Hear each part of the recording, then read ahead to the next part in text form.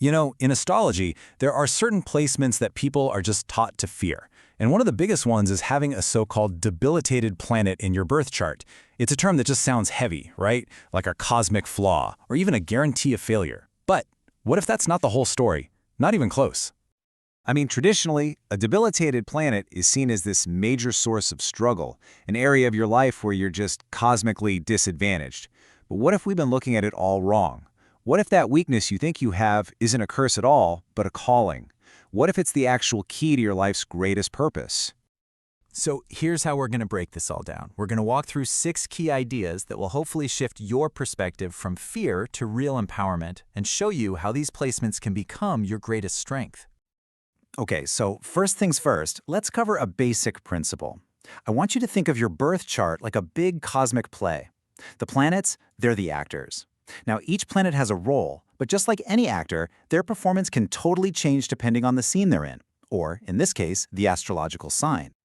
Some planets are in signs where they just feel at home. They're powerful, they're comfortable, they can do their job easily. Others are in signs where their energy is kind of diminished, and the term for that is debilitated. But here's the thing. It does not mean you're doomed. It's actually pointing to something much, much deeper. To make this super clear, let's use a really simple analogy that I love, the backbencher student.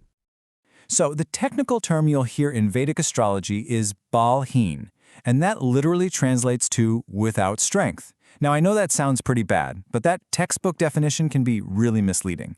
In the real world, without strength doesn't mean absent. It means something else entirely. A debilitated planet isn't a student who's skipping class. Nope, it's the backbencher. That student is in the classroom.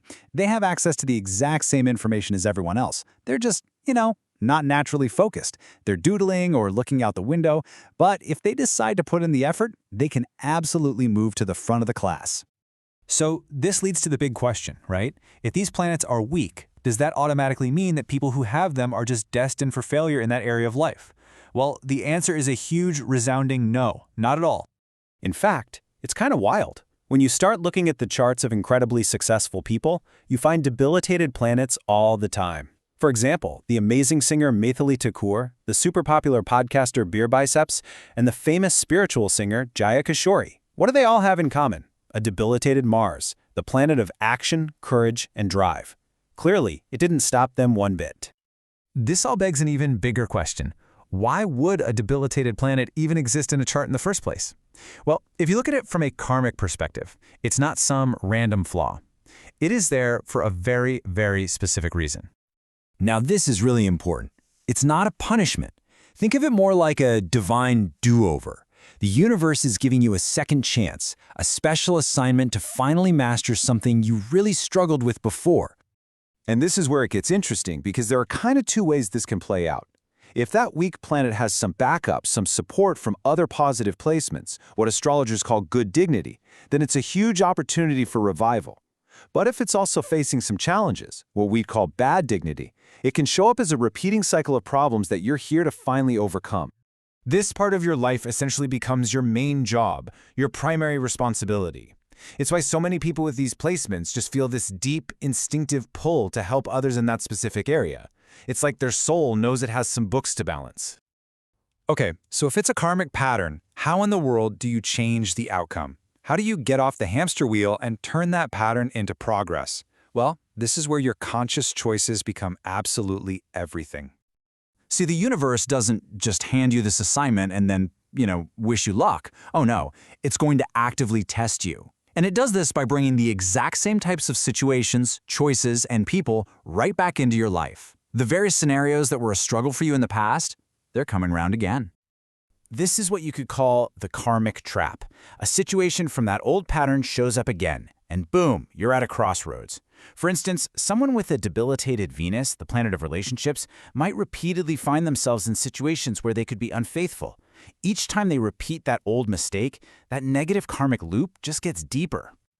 And here is the absolute game changer. This recurring pattern, it feels like fate, it feels like an overwhelming emotion, but it's not. It's a habit. And what do we know about habits? With conscious effort, they can be recognized, they can be broken, and they can be replaced with something better.